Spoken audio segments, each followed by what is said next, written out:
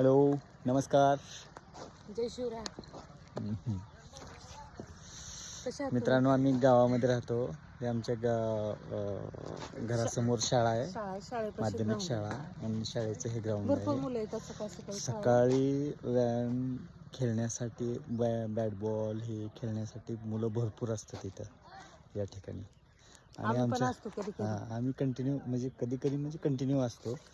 आणि आमच्या गावातलं वातावरण एवढं छान आहे, मस्त वाटते. आमच्या इथे सकाळी सकाळी सगळ्याला टाइम भेटतो. आम्हाला पण भेटतो. आम्ही म्हणजे एवढं काम असतं घरी तरी टाइम काढतो आम्ही. आणि काय मित्रांनो, मनसोक्त जगायचं रे, बाकी दुसरे काय आहे.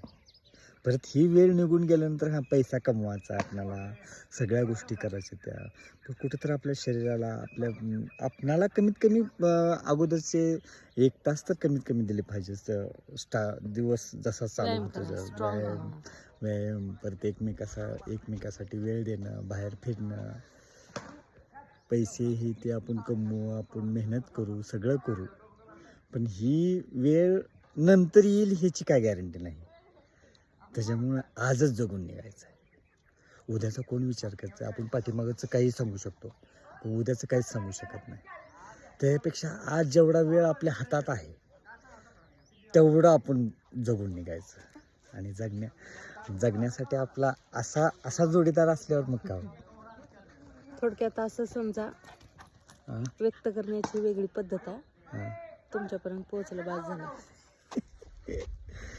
आम्हाला काय म्हणायचं ते तुम्हाला कळावं, एवढीच इच्छा आहे, दुसरं काय नाही. माझी खरंच मला सोबती असला भेटलाय, एवढा प्रेमळ आहे.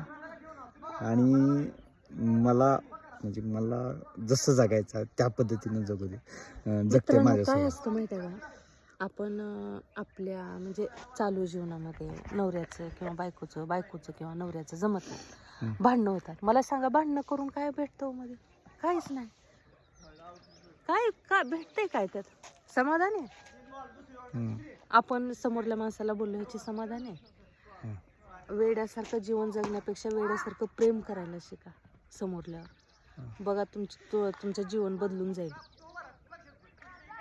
थँक्यू. मला एवढंच म्हणायचं होतं, आपल्याला जगायचं आहे. स्वतःकडे लक्ष द्या.